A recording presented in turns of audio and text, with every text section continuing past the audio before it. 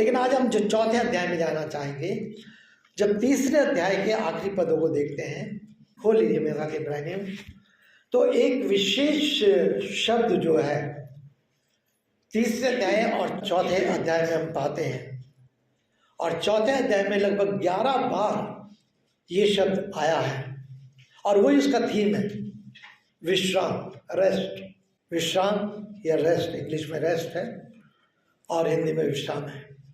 और जब अगर जैसे समय आता जाएगा मैं बताता जाऊंगा, लेकिन धीरे धीरे करके हम आगे देखते हैं। मैं आपके साथ पहले 3 अध्याय के 16 पद से पढ़ूंगा, फिर हम एक्सपोजिशन पर जाएंगे। और यहाँ पर वो कह रहा है, क्योंकि किन लोगों ने सुनकर क्रोध दिलाया, क्या वास्तव में उन सब ने नहीं जो मूसा की अगुवाई में मिस्र से निकाले गए थे। परमेश्वर ने उनको मिस्र से निकाला, इसलिए निकाला ताकि वो उनको कनान में, अर्थात जो विश्राम का स्थान है, वहाँ पर उनको प्रवेश कराए। परंतु इनके जीवन की अनाज्ञाकारिता या इनके जीवन का स्वभाव या इनके जीवन का ऐसा व्यवहार था जो उसमें प्रवेश नहीं कर पाए। लिखा हुआ आगे चल के, वो किन लोगों से 40 वर्ष तक क्रोधित रहा। मूसा की अगुवाई में मिस्र निकाला, वो किन लोगों से 40 वर्ष तक क्रोधित रहा। यही लोग थे जो एक समय मिस्र की बंधुआई में थे और जब थक गए 400 साल की बंधुआई में, तब रोने लगे, विलाप करने लगे कि हमें कौन छुड़ाएगा। और परमेश्वर ने उनकी विनती को सुना और तब परमेश्वर उनको मूसा अगुवा के रूप में दिया ताकि मूसा की अगुवाई में वो मिस्र से छुटकारा पाए। मिस्र से बाहर भी निकले, अब वो अपनी यात्रा में आगे थे और मिस्र से निकलकर उनको कनान में प्रवेश करना था। परमेश्वर के साथ साथ हुआ। अभी हम गीत भी गा रहे थे, सुन रहे थे कि किस प्रकार से, और वचन भी हमने सुना कि परमेश्वर ने कैसे उनकी रात दिन सहायता की। रात में अग्नि का ज्वाला बन करके और दिन में बादल का खंभा बन करके उसने उनकी पहराई की। जब वो भूखे हुए तो परमेश्वर ने उनको रोटी दी, प्यासे हुए तो जल दिया, सब कुछ उनके शत्रुओं को परास्त किया। जब फिरौन की सेना उनके पीछे बोली, परमेश्वर ने समुद्र को 2 भागों में बांट दिया और फिरौन की सेना नाश हो गई। इनको परमेश्वर ने सुरक्षा प्रदान करी, परमेश्वर ने उनको सुविधा प्रदान करी, परमेश्वर ने उनकी सब आशाओं पूरा किया। लेकिन ये फिर भी ये लोग थे जो कभी भी परमेश्वर के प्रति विश्वास योग्य नहीं रहे। और मेरे प्रियो, कितनी बार ऐसा हमारे साथ जीवन में होता है, जब हम परेशानी में, चिंता में, कष्ट में, कठिनाइयों में होते हैं तो हम बार बार परमेश्वर को पुकारते हैं। लेकिन जब परमेश्वर सुनकर प्रार्थना का उत्तर देता है और हमें उस समस्या से छुड़ा लेता है, हमें स्वास्थ्य प्रदान करता है, सब कुछ करता है, तो हम भूल जाते हैं, फिर हम वही संसार के मार्ग में चलने लगते हैं। और ये लोग ये छोटी छोटी बातों में कुड़कुड़ाने लगे थे, छोटी छोटी बातों में। और कुड़ाने का कारण इन्होंने न केवल मूसा को क्रोध दिलाया पर परमेश्वर को क्रोध दिलाया। और परिणाम क्या हुआ, ये लोग कनान में प्रवेश नहीं करने पाए, कनान में प्रवेश नहीं पाए। जो आज हम देखना चाहेंगे वो है यीशु मसीह यहोशू से श्रेष्ठ है। चौथा अध्याय, यीशु मसीह यहोशू से श्रेष्ठ है। क्यों यहोशू से श्रेष्ठ है? अब मूसा इनको प्रवेश नहीं, लेकिन मूसा के साथ अब यहोशू खड़ा हुआ। ये यहोशू मूसा के साथ एक सेवक बन करके उसने सेवा आरंभ करी। सेवक बन गए, वो एकदम लीडर नहीं बन गया, एकदम ऊंचा नहीं बन गया, सेवक बनकर उसने सेवा आरंभ करी। और धीरे धीरे करके परमेश्वर ने उसको तैयार किया। और तब बाद में परमेश्वर ने मूसा से कहा, मूसा तू उस स्थान में प्रवेश नहीं करने पाएगा, लेकिन यहोशू है जो इन लोगों को उस स्थान में प्रवेश कराएगा। और जब हम यहोशू की पुस्तक को पढ़ते हैं तो हम देखते हैं 13वें अध्याय में कि तब यहोशू की अगुवाई में वे वहाँ पर पहुँचते हैं और वहाँ पर उनको शांति मिलती है, विश्राम मिलते हैं। वहाँ लिखा है कि और उनको सारे शत्रुओं से शांति मिली। ये है। सो जब ये बात को देखते हैं, लेकिन क्यों, कैसे प्रभु यीशु मसीह यहोशू से श्रेष्ठ है? तो अब ये 40 वर्ष तक इनके साथ साथ रहे, लेकिन आगे बढ़ कर के फिर मैं 18 पद पढ़ रहा हूँ, 30 अध्याय के 18 पद। उनसे किसने किन से शपथ खाई कि तुम मेरे विश्राम में प्रवेश नहीं करने पाओगे? कनान की बात हो रही है, कनान विश्राम का स्थान है। क्या उनसे नहीं जिन्होंने आज्ञा ना मानी? अतः हम देखते हैं कि अविश्वास के कारण ही वे प्रवेश ना कर पाए। अविश्वास के कारण, जब अविश्वास में आए तो अनाज्ञाकारी हुए। और ये दो चीजें हैं, एक अविश्वास, एक अनाज्ञाकारिता। ये ऐसी चीजें हैं जो मनुष्य के जीवन में परमेश्वर की महिमा को रोक देती हैं, परमेश्वर की महिमा और परमेश्वर की आशीष को रोक देती है। और इसलिए मुझे और आपको हमेशा सचेत रहना चाहिए कि यदि मैं और आप इस बात का दावा करते हैं हमने प्रभु यीशु मसीह को प्रभु और उद्धार करके स्वीकार किया है, तो क्या मैं उसके साथ विश्वास युक्ता का जीवन, आज्ञाकारिता का जीवन व्यतीत कर रहा हूँ या कर रही हूँ? मैं बार बार इस बात को यहाँ से कहता हूँ, प्रभु यीशु मसीह मात्र हमारा एक हीलर नहीं है। आज बहुत सारी जगहों में बड़ी बड़ी हीलिंग कैंपेन होती है, बड़ी बड़ी हीलिंग कैंपेन होती है, तेल ले जाओ, पानी ले जाओ। बाइबल में कहीं वर्णन नहीं है, कहीं वर्णन। सबसे बड़ी हीलिंग जो है वो पवित्र आत्मा द्वारा हमारे हृदय की हीलिंग है। यदि मनुष्य संसार की सारी वस्तु प्राप्त कर ले और अपने प्राणों के नहीं उठाए तो उसे क्या लाभ? परमेश्वर का वचन ये भी कहता है मसीह में कि भला हो कि तू अंधा, लंगड़ा, टुंटा, बहरा होकर परमेश्वर के राज में प्रवेश करे, बजाय सब कुछ होने के बाद भी तू नरक में जाए। और मुझे और आपको वचनों को बहुत ही गंभीरता से लेना है। सो हम केवल अगर चंगाई के लिए प्रभु यीशु मसीह पीछे चलते हैं तो यह अधूरा है, अधूरा जीवन है। आप जो चीज़ प्रभु देना चाहता है वो उससे वंचित है। प्रार्थना का उत्तर देता है, प्रभु चंगाई देता है, हम उसके विरोध में नहीं है। और हम बीमारों के लिए प्रार्थना करते हैं, अभी भी की गई, हमेशा बीमारों के लिए प्रार्थना करते हैं। लेकिन बीमार से पहले, शारीरिक बीमार से पहले हमें अपने हृदय की बीमारी को देखना है, हमें अपने आत्मा की बीमारी को देखना है। और ये परमेश्वर वचन बार बार सिखाता है। सो ये वो लोग थे, और इसलिए जिन्होंने सब कुछ प्राप्त करने बाद भी वो अविश्वासी रहे, अनाज्ञाकारी रहे और ये विश्राम में प्रवेश न करने पाए। जब हम चौथे अध्याय में आते हैं तो जैसे मैंने कहा करीब 11 बार ये विश्राम शब्द आया है। जब इसलिए जबकि उसने विश्राम में प्रवेश करने की प्रतिज्ञा अब तक बनी हुई है, उसके विश्राम, परमेश्वर ने जो विश्राम की प्रतिज्ञा की है वो अब तक बनी हुई है, तो हम सतर्क रहें कहीं ऐसा ना मालूम हो कि तुम में से कोई उससे वंचित रह जाए। जबकि उसकी प्रतिज्ञा है तुम्हें विश्राम मिलेगा यदि तुम विश्वास करोगे। मैं पुराने नियम में उत्पत्ति में जाना चाहूँगा। जब परमेश्वर ने सृष्टि की और सृष्टि करने के बाद अगर उत्पत्ति उसके दूसरे अध्याय को आप पढ़ेंगे, मेरे साथ निकाले मेरे से उत्पत्ति उसका दूसरा अध्याय, और यहाँ पर पहले और दूसरे पद में 3 पद तक को पढ़ूंगा। इस प्रकार आकाश और पृथ्वी तथा उसके समस्त गणों की रचना पूर्ण हुई, और परमेश्वर ने अपना कार्य जिसे वो करता था 7वें दिन पूरा किया, और उसने 7वें दिन अपने उस संपूर्ण कार्य से जिसे वो करता था विश्राम किया।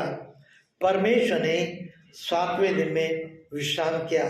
तब परमेश्वर ने 7वें दिन को आशीषित किया और उसे पवित्र ठहराया, क्योंकि उस दिन सृष्टि के समस्त कार्य से जो उसने रचा और बनाया परमेश्वर ने विश्राम किया।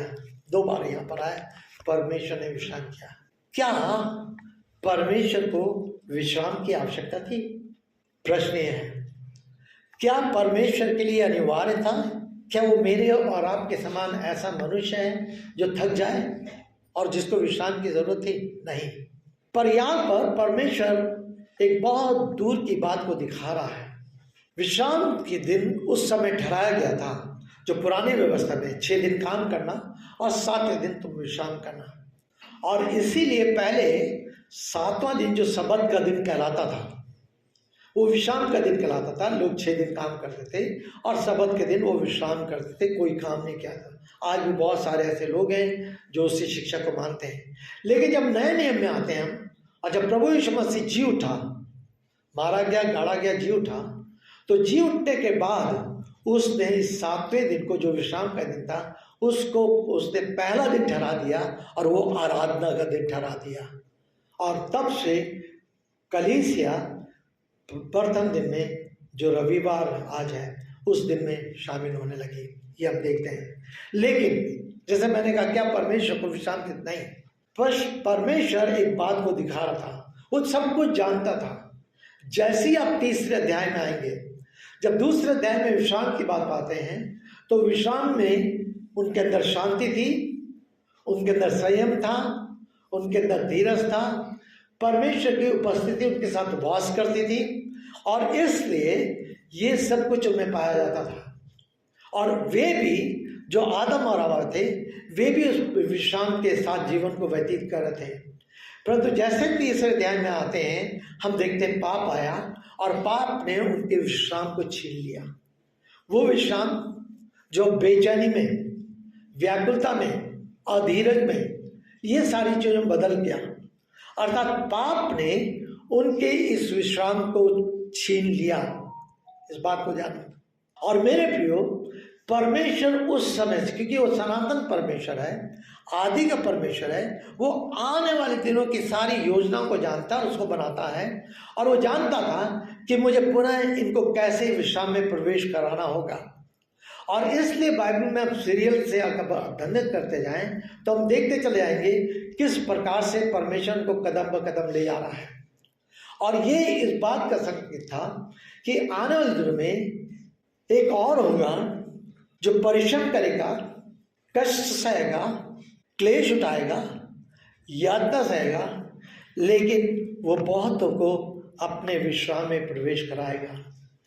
इसीलिए जब प्रभु यीशु मसीह इस पृथ्वी पर आए और अपनी सेवा काल में उन्होंने कहा, मत्ती उसका 11 अध्याय अगर 26 पद से पढ़ेंगे, ये सब परिश्रम करने वाले लोगों तो मेरे पास आओ, मैं तुम्हें विश्राम दूंगा।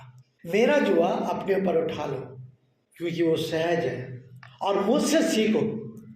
और परमेश्वर ने, प्रभु यीशु मसीह ने वहां पर एक निमंत्रण दे दिया कि अगर तुम्हें विश्राम चाहिए, सच्चा विश्राम चाहिए, तो तुम मेरे पास आओ। प्रभु यीशु मसीह के अलावा और हमारे जीवन में कोई भी विश्राम नहीं दे सकता। लेकिन कैसे प्रभु यीशु मसीह यहोशू से श्रेष्ठ है? जैसे मैंने कहा, अब मूसा के बाद यहोशू अगुवाई कर रहा है और यहोशू उनको लेके गया है, उसने उसमें उनको कनान में प्रवेश कराया। मूसा बीच में चला गया और उसकी मृत्यु हो गई, और यहोशू के पास जिम्मेदारी मिली और यहोशू ने उनको विश्राम तक में पहुंचाया। और वहाँ पर जब यहोशू की पुस्तक को आप पढ़ेंगे, तो आप देखते हैं कि उनको बहुत संघर्ष का सामना करना पड़ा। अविश्वास उनके जीवन में आया, लाजर का पाप उनके जीवन में आया, आकान के पाप जिसके बारे में अब 6ठे अध्याय में पाते हैं। और उसके बाद उस सब कुछ पर विजय पाते हुए, ये लोग विजय पाते हुए कि कैसे विजय पाई, उन्होंने पश्चाताप किया, क्षमा मांगी, और परमेश्वर ने उसका कहा कि वो जो शहर बना थी, जो उनको रास्ता रोक गई थी, वो टूट गई और ये लोग आगे बढ़ गए। और परमेश्वर ने उनको वो मौका दिया कि अब 13वें अध्याय में तक वे लोग, 13वें अध्याय से ये लोग पूरी भूमि में अलग अलग करके फैल गए। उससे जितने भी गोत्र के लोग चले आ रहे थे, उनको वो भूमि मिल गई, उनको वो स्थान मिल गया, और वो वहाँ पर शांति से रहने पड़े। जब विश्राम की हम बात करते हैं, तो शांति से संबंधित है, शांति से संबंधित है। और इसलिए हम इस बात को देखते हैं। तब आगे जब हम बढ़ते हैं दूसरे पद में, क्योंकि वास्तव में हमें भी उन्हीं के सदृश सुसमाचार सुनाया गया, परंतु उस सुने हुए वचन से उन्हें कुछ लाभ न हुआ, क्योंकि सुनने वालों ने उसे विश्वास के साथ ग्रहण नहीं किया। हमें भी वो सुसमाचार सुनाया गया। और आपको मालूम चाहिए कि मनुष्य के पाप में गिरने के बाद तुरंत उत्पत्ति उसके 3 अध्याय से 15 पद में हम उस पहले सुसमाचार को पाते हैं, जहाँ परमेश्वर की प्रतिज्ञा है, जहाँ परमेश्वर का सुसमाचार है कि किस प्रकार से परमेश्वर अपना उपाय करेगा और मनुष्य का छुटकारा होगा। और इसीलिए जब आगे चलकर और उसके भेद जो पाया जाता है, वो विश्वास पाया जाता है। और जब आप 20 पद से 3 अध्याय के 20 पद से आगे पढ़ते हैं, तो वहाँ पर हव्वा का नाम आता है। इंग्लिश में ईव शब्द आया है। हव्वा के नाम का अर्थ है विश्वास। इंग्लिश में ईव आया है, उसके नाम का अर्थ है विश्वास। अर्थात उसी समय में परमेश्वर ने इस बात को दे दिया था, सुसमाचार था कि जो कोई यीशु मसीह पर विश्वास करेगा वो जीवन पाएगा। मेरे प्रियो, आप परमेश्वर को केवल एक चंगाई के लिए विश्वास मत कीजिए। अगर आपने किया है तो आप प्रभु में जैसा बढ़ना चाहिए आप नहीं बढ़ने पाएंगे। आपको प्रभु से प्यार करना सीखना चाहिए और प्रभु के वचन से प्यार करना चाहिए। यदि मेरे और आपके जीवन में परमेश्वर के प्रति प्रेम नहीं है, परमेश्वर के वचन के प्रति प्रेम नहीं है, तो मुझे और आपको जांचना चाहिए। इसका मतलब मैं और आप अगर आज आंख बंद हो जाए तो हम उस विश्राम में प्रवेश नहीं करने पाएंगे। अगर मैंने और आपने यीशु मसीह को अपना निवास स्थान बना लिया है, यदि वो मेरे और आपके लिए एक सचमुच विश्राम स्थान बन चुका है, तो मुझे मौत का और आपको डर नहीं होना चाहिए। और लेकिन क्या करना है, ये दूसरा पद है, सुसमाचार सुनाया गया। आपने बार बार यीशु मसीह के सुसमाचार को सुना है कि परमेश्वर ने जगत से ऐसा प्रेम किया कि उसने अपना इकलौता पुत्र दे दिया ताकि जो कोई उस पर विश्वास करे वो नाश न परंतु जीवन पाए। उसने मुझसे और आपसे प्रेम किया है। फिर से मैं कह रहा हूँ, केवल हमारे कार्य पे आशीष देने के लिए नहीं, केवल हमारे को चंगाई करने के लिए नहीं, केवल हमारी कुछ बातों को पूरा करने के लिए नहीं, वो तो बाद में आती हैं। परमेश्वर सब कुछ करने वाला परमेश्वर है, लेकिन सबसे बढ़ करके हमें प्रभु के वचन को समझते हुए अपने पापों से पश्चाताप करते हुए, क्योंकि मानव हर मनुष्य बचपन से पापी है, जन्म से पापी है, पाप से क्षमा मांग करके अपने जीवन को उसके हाथ में दे करके उसमें आगे बढ़ना है, और तब परमेश्वर दूसरा बात करता है। तो मेरा प्रश्न ये है, क्या सच में जब आप यहाँ पर आते हैं तो क्या आप परमेश्वर के वचन पर विश्वास करते हैं? सुसमाचार जो आपने सुना कह रहा है, उन्होंने सुनने वालों ने उस विश्वास के साथ उसे ग्रहण नहीं किया। तीसरे पद में, अतः हम जिन्होंने विश्वास किया विश्राम में प्रवेश करते हैं। हम जिन्होंने विश्वास किया, ये एक बहुत बड़ी आशा है, एक बहुत बड़ी आशीष है, बहुत बड़ी आशीष कि हम जितनों ने विश्वास किया है सुसमाचार पर, उन्होंने कहाँ प्रवेश किया? उनको उस विश्राम स्थान पे, जहाँ पर एक दिन हम परमेश्वर साथ होंगे, प्रभु साथ होंगे। ना कोई वहाँ पर रोना होगा, हम प्रकाश वाक्य में उसके 20-22 अध्याय में देख चुके हैं। ना वहाँ रोना होगा, ना कोई प्यास होगी, ना कोई और परेशानी होगी। हम अनंत काल तक प्रभु यीशु मसीह के साथ उसकी उपस्थिति में रहेंगे और अनंत काल तक उसके साथ राज करेंगे। मेरे प्रियो, क्या आप उस विश्राम में प्रवेश करना चाहते हैं? वो आज ही वो समय है कि आप अपने जीवन को उसके हाथों में सौंप करके सच्चाई के साथ उस विश्राम में प्रवेश कर सकते हैं। और यहाँ पर वो कहता है, जिस प्रकार उसने कहा है, जैसा कि मैंने अपने क्रोध में शपथ खाई, विश्राम में प्रवेश ना करने पाएंगे। दोनों चीज़ है। क्रोध में आकर उसने शपथ खाई थी कि विश्राम में प्रवेश नहीं करने पाएंगे। क्यों? क्योंकि उन्होंने सब कुछ देखने के बाद, परमेश्वर के आश्चर्य कर्मों को देखने के बाद, परमेश्वर ने उनकी भूख को पूरा किया, परमेश्वर को रक्षा दी, परमेश्वर सब कुछ उनके लिए करा, 40 साल तक ताजा मन्ना खिलाया, सब कुछ था, शत्रुओं पर विजय दिलाई, सब कुछ होने के बाद फिर भी वे ऐसा जीवन को व्यतीत करें जिससे परमेश्वर क्रोधित हुआ। ये कहते हैं हट्टीपन जीवन। बार बार सुनने के बाद भी हमारा परमेश्वर के वचन के प्रति तिरस्कार करना, ये परमेश्वर को क्रोध दिलाता है। अगर ऐसा है तो मैं और आप प्रवेश करने से वंचित रहेंगे, लेकिन जिन्होंने सुसमाचार पर विश्वास किया वे प्रवेश करने पाएंगे। 3 पद में ये स्पष्ट रूप से दोनों बातें साफ लिखी हैं। कहता है, तथापि उसके कार्य जगत की सृष्टि के समय से पूरे हो चुके थे। किसके? परमेश्वर के कार्य जगत के। अब कौन सा? जब प्रभु यीशु मसीह क्रूस पर थे तो अंतिम शब्द में परमेश्वर ने वाणी में क्या कहा था? पूरा हुआ, पूरा हुआ। अर्थात जो भी काम परमेश्वर ने उसके हाथों में सौंपा था, जो मनुष्य था तो रहकर उसने सब कुछ काम करा जो पिता ने उसके हाथ में दिया था। चाहे वो लोगों की सेवा थी, चाहे वो शिक्षा थी, चाहे वो आश्चर्य थे, प्रभु यीशु मसीह के द्वारा सारे कार्य पूरे किए गए। और अब सबसे बढ़कर कार्य था कि वो मनुष्य के लिए अपने प्राणों को क्रूस पर बलिदान करे, मारा जाए, गाड़ा जाए, उस निंदा को, अपमान को सहे, और उसको भी उसने पूरा किया, उसने भी उसको पूरा किया। मेरे प्रियो, प्रभु यीशु मसीह मेरे और आपके लिए सबसे नीचे आया, और सबसे नीचा स्थान वो था जो क्रूस की मृत्यु थी। अब पुराने नियम में हम व्यवस्था में देखते हैं, वही व्यक्ति क्रूस पर मारा जाता था जो लज्जा की मृत्यु मानी जाती थी, जिसको अपमान के साथ उसके कुछ ऐसे काम होते थे, पर प्रभु ने ऐसा नहीं किया। लेकिन सबसे नीचे वो क्रूस पर गया, पर सबसे ऊंचे आज वो पिता के सिंहासन के साथ उसके दाहिने हाथ पे बैठा है। तो वो मनुष्य बनकर के नीचे से नीचे स्थान पे गया, लेकिन वो स्थान जो उसका आज भी है, परमेश्वर के पिता के दाहिने हाथ, जहां पर वो मेरा और आपका न्याय करेगा। एक दिन मुझे और आपको इसके सामने खड़ा होना पड़ेगा और हर एक बात का लेखा न्याय देना होगा। तब आगे चल के क्या कहेगा 4 पद में, क्योंकि उसने 7वें दिन के विषय में कहीं इस प्रकार कहा, परमेश्वर ने 7वें दिन अपने सब कार्यों से विश्राम किया। ये किस ओर का संकेत था? सब कार्यों से विश्राम किया, प्रभु यीशु मसीह की ओर संकेत था। उत्पत्ति की पुस्तक, हम पूरी बाइबल को अलग नहीं कर सकते। इसीलिए मैं कहता हूं, जब हम नए नियम को पढ़ते हैं तो नए नियम को पढ़ते समय और पुराने नियम को, तो पुराने नियम में कुछ चीजें हैं, पुराने नियम में प्रभु यीशु मसीह की परछाई दी गई है, लेकिन नए नियम में वो व्यक्ति जो आ रहा है प्रभु यीशु मसीह, वो एकदम खुले रूप पे लोगों के सामने है। और इसलिए दोनों चीजें मेरे और आपके लिए अनिवार्य पढ़ना, दोनों पुस्तकों को। पर यहाँ पर परमेश्वर ने कहा 7वें दिन में, तब 5वां पद, और फिर ये भी कहा, वे मेरे विश्राम में प्रवेश ना करने पाएंगे। मैं समझा चुका हूँ। 6वां पद, इसमें प्रवेश करना ही है, और जिन्होंने पहले उसका सुसमाचार सुना था वे आज्ञा न मानने के कारण प्रवेश ना कर सके, हम देख चुके हैं। इसलिए वो फिर एक दिन अर्थात आज का दिन निश्चित करता है, आज का दिन।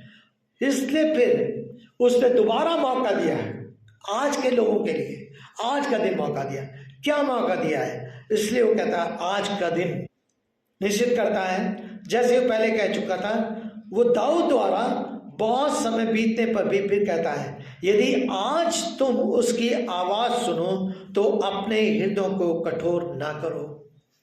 यदि तुम आज उसकी आवाज सुनो तो अपने हृदयों को कठोर ना करो। कठोरता हमें तिरस्कार की ओर ले आती है, कठोरता हमें नकारात्मक बनाती है, कठोरता हमें घमंडी बनाती है। ध्यान दीजिएगा, हृदय की कठोरता हमें नकारात्मक की ओर ले जाती है, हमें तिरस्कार कराती है और हमें घमंडी बनाती है। अरे मैं तो बहुत अच्छा धर्मी हूँ, मैं तो दिन में 10 बार बाइबल पढ़ता हूँ। व्यक्ति 2 जन थे, प्रभु के सामने प्रार्थना करने के लिए आए, और एक कहने लगा मैं तो दान देता हूँ, मैं ये करता हूँ, मैं ये करता हूँ। लंबी लंबी प्रार्थना उसने करी, कैसा व्यक्ति था। लेकिन दूसरा बड़े नम्र होकर के छोटी सी प्रार्थना करता है। सो मुझे और आपको देखना है, क्या जो वचन हम सुनते हैं, हम किस प्रकार से उस वचन को अपने जीवन में ले रहे हैं, स्वीकार कर रहे हैं, किस प्रकार से। एक दिन पौलुस का जीवन बहुत कठोर था, लेकिन प्रभु का धन्यवाद हो, जब उसका जीवन में बदलाव आया, परमेश्वर ने उस कठोरता को तोड़ दिया। अब जब वो पत्रियां लिखता है तो वो आंसू बहाता है विश्वासियों के लिए। कठोरता के समय उसके आंसू नहीं निकलते थे, उस समय उसको मजा आता था जब वो मसीहों को सता रहा था। आज भी बहुत सारे ऐसे लोग हैं, बहुत सारी ऐसी गवाहियों को आप सुनते हैं जो पहले बहुत विरोधी थे, लेकिन आज जब प्रभु ने उनके जीवन को बदल दिया, बहुत सारे लोगों की कहानी को हम सुनते हैं, तो जब जीवन को बदल दिया तो उनके जीवन में कठोरता की जगह दया आ गई। और मेरे प्रियो, मुझे और आपको यही प्रार्थना करनी चाहिए कि हमारा हृदय कठोर ना होने पाए। चाहे परमेश्वर के वचन को घर में बैठ के पढ़ रहे हो, जब हम घर में बैठ के पढ़ते केवल नाम मात्र नहीं, लेकिन कोई वचन शायद हम मुझसे बात करें, शायद आपसे बात करें। कई बार हम बाइबल को कैसे पढ़ते हैं, जो हमारे लायक चीज होती है वो हम पढ़ना मांगते हैं, जिससे हमें रुचि मिलती है, लेकिन जहाँ हमारे विवेक पर उंगली रखी जाती है हम उसको बाईपास कर देते हैं, उसको हम सुनना नहीं चाहते। ये गलत तरीका है। परमेश्वर का वचन अगर हमारे हृदय को कचोटता है तो हमें और अधिक उस पर ध्यान देना चाहिए, और अधिक उसके सामने झुकना चाहिए, और अधिक उससे आंसू से उसके लिए क्षमा मांगनी चाहिए और अपने जीवन को तैयार करना चाहिए। केवल उन बातों को नहीं जो कान में मीठी लगती हो, क्योंकि परमेश्वर का वचन कैसा भी हम आगे चल के देखेंगे। तो यह है, तो यहाँ वो कह रहा है, और इसलिए यदि आज तुम उसकी आवाज सुनो तो अपने हृदय को कठोर न करो। 8वां पद, क्योंकि यदि यहोशू ने उन्हें विश्राम दिया होता तो वो इसके पश्चात आने वाले किसी और दिन की चर्चा ना करता। वो विश्राम जो उसने दिया था वो टेम्परेरी था, थोड़े समय के लिए था, अल्पकालिक था। लिखा हुआ 13वें अध्याय में अगर आप पढ़ेंगे कि और उन्हें वहां पर शांति मिली उन सारे आत्माओं से, लेकिन कुछ ही समय बाद था। जैसी विभाजन हो गया, उन्होंने अपने अपने जगहों को ले लिया। हम देखते हैं युद्ध आरंभ हो गया, एक के बाद एक युद्ध आरंभ। हम क्यों अपने देश के लिए, दूसरे देशों के लिए प्रार्थना करते हैं, जैसे आज भैया ने करा। हम चाहते हैं कि देश में अमन और चैन हो। परमेश्वर वचन सिखाता है शांति पाई जाए, परमेश्वर की शांति पर लोग हैं। और आज लोगों के जीवन चाहिए, जब लोगों के जीवन में प्रभु काम करता है तो उनका व्यवहार सब कुछ बदलता है और सब कुछ बदलता है। तो वो यहोशू ने उन्हें विश्राम दिया होता, अनंत का विश्राम है। यहोशू वो विश्राम नहीं दे सका, कुछ देर के लिए उसको विश्राम दिया है, लेकिन असली और सत्य और अनंत का विश्राम यीशु मसीह में है। बार बार परमेश्वर वचन बताता है। इसीलिए मैंने उस पद को कहा पहले, मत्ती उसके 11वें अध्याय को 26 पद से निमंत्रण दिया, हे सब परिश्रम करने वाले बोझ से दबे लोगों, तुम मेरे पास आओ, मैं तुम्हें विश्राम दूंगा। प्रभु यीशु मसीह ने ये नहीं कहा तुम जाओ वहाँ तुम्हें विश्राम मिल जाएगा, ये कर लो विश्राम मिल जाएगा, वो करो तुम्हें विश्राम। उसने हमें कहीं और नहीं भेजा। मेरे प्रिय, अगर प्रभु यीशु मसीह ठहरा देता कि ठीक है, जब तक जो यरूशलेम नहीं जाएगा, वो एक तीर्थ प्लेस है, स्थान है, और अगर वहाँ जाएंगे तभी वहाँ जा करके आपको शांति मिलेगी, आपको विश्राम मिलेगा। तो में से बहुत लोग हैं जो नहीं जा पाते, लेकिन प्रभु यीशु मसीह ने ऐसे नहीं कहा। प्रभु यीशु मसीह ने बाद में भेजा लोगों को, लेकिन सबसे पहले मेरे पास आओ, मेरे पास आओ, मुझसे सीखो, मुझ पर विश्वास करो, मेरे से जीवन प्राप्त करो। पहले अपने पास बुलाता है, जीवन प्रदान करता है, विश्राम की निश्चितता देता है, आशा देता है, और उसके बाद तब कहता है ठीक है, जाओ अब मेरे गवाह बनो, जाओ अब मेरे गवाह बनो, और उस विश्राम के बारे में, उस शांति के बारे में दूसरों से बताओ।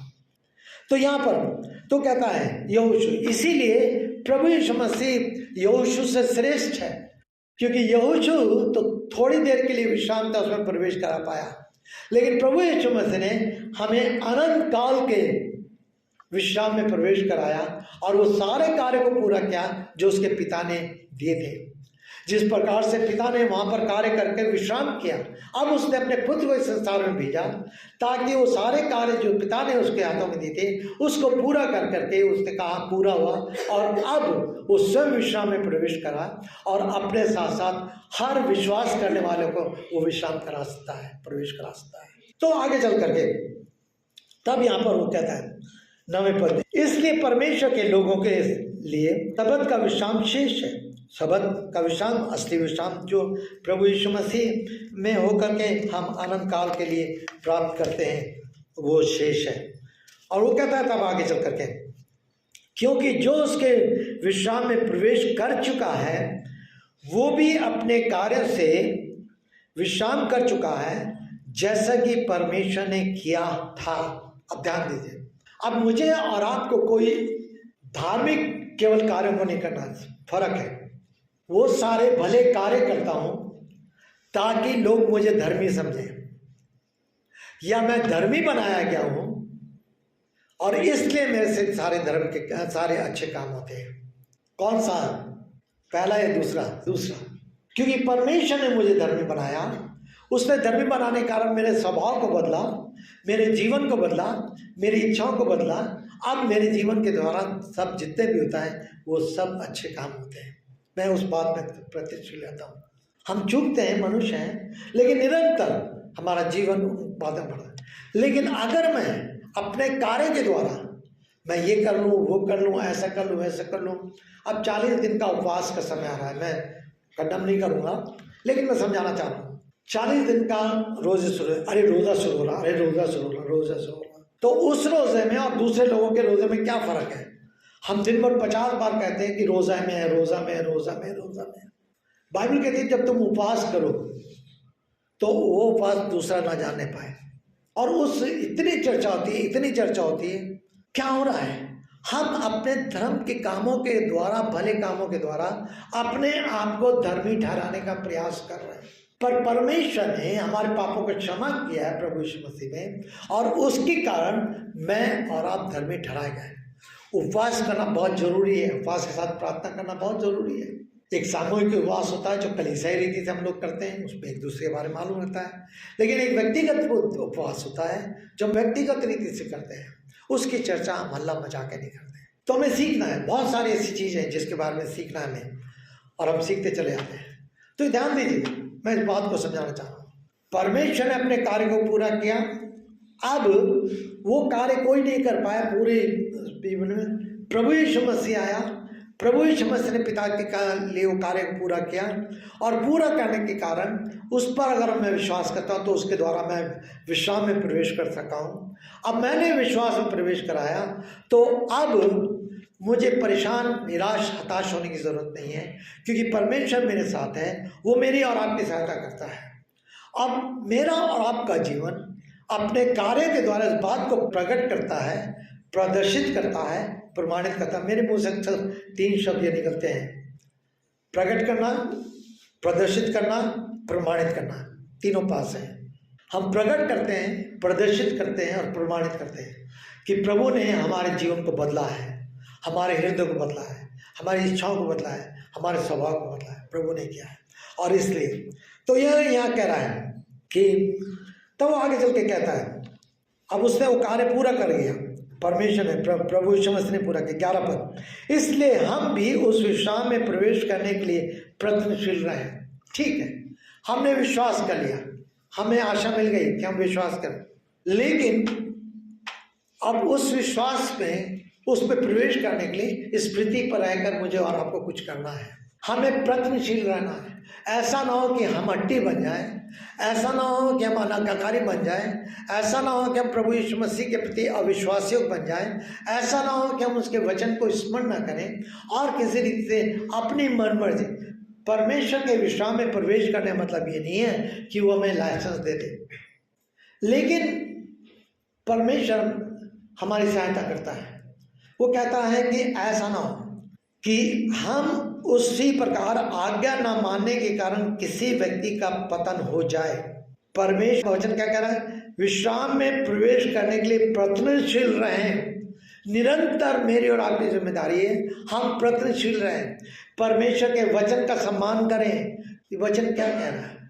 हम प्रयत्नशील रहें। अगर हम प्रयत्नशील हैं तो हम अवसर को बहुमूल्य जानेंगे। परमेश्वर के वचन का अध्ययन करने का समय उसको बहुमूल्य जानेंगे, प्रार्थना का समय उसको बहुमूल्य जानेंगे, इतवार का दिन, आराधना का दिन उसको बहुमूल्य जानेंगे। मन करा तो चले गए, नहीं तो कोई बात नहीं, ऐसा नहीं होगा। तब हमारे लिए परमेश्वर के जो दिए हुए चीज़ें हैं वो प्राथमिक बन जाएंगे। हम उस प्रकार से जीवन को व्यतीत करेंगे। आप सोचिए, 2022 निकल गया, आप पूरे साल में कितनी बार बाइबल स्टडी में आ गए? आप सोच लीजिए कितनी बार आप प्रार्थना मीटिंग में आ गए। कलीसिया में यहाँ बार बार अनाउंसमेंट हुआ। कितना आप प्रयत्नशील, कितना आपके अंदर इच्छा है, भूख है, प्यास है कि ठीक है आज बाइबल स्टडी का दिन है, आज प्रार्थना दिन है, मैं अपने सारे काम छोड़ करके मैं परमेश्वर भवन में जाऊंगा, मैं परमेश्वर संगति करूँगा, सीखूंगा। कितना थे, ये चेतावनी है मेरा आपके लिए। वो ये क्या कह रहा है? कह रहा कहीं ऐसा ना हो कि उसकी आज्ञा न मानने के कारण किसी भी व्यक्ति का पतन हो जाए। और हम नहीं जानते, हम दिख रहे हैं बहुत अच्छे आत्मिक, लेकिन धीरे धीरे धीरे धीरे हमारे अंदर वो आत्मिक जीवन घुसता चला जा रहा है और हम पता नहीं कर पा रहे। और इसलिए हमें प्रयत्नशील रहना है। बार बार बाइबल परमेश्वर वचन मत है। जल्दी से ये 2 पद और पढ़ के मैं समाप्त करूँगा, 12-13। क्योंकि परमेश्वर का वचन, देखिए किस रीति से एकदम से वो परमेश्वर के वचन को ले आता है। प्रभु यीशु मसीह स्वयं वचन है। प्रभु यीशु मसीह ने कहा आदि में वचन था, वचन परमेश्वर के साथ था और वचन परमेश्वर था और उसी के द्वारा सब कुछ उत्पन्न हुआ। यीशु मसीह स्वयं वचन है और उसने आरंभ में मनुष्य की सृष्टि में वो उपस्थित था वचन के द्वारा। लेकिन आगे चल के क्या कहता है, क्योंकि परमेश्वर का वचन कैसा है, जीवित है, प्रबल है और किसी भी दोधारी तलवार से तेज है। परमेश्वर वचन। अब यहाँ पर तीन चीजें दी हैं, तीन तरह की बातें दी हैं। सो परमेश्वर पहले सच 9 से 11 के अंदर एक विश्राम में प्रवेश करने का उदाहरण देता है, लेकिन तब आगे चल के कि हमें परखना है। पहली बात हम स्वयं परखें, क्या यीशु मसीह के हम सच्चे अनुयायी हैं?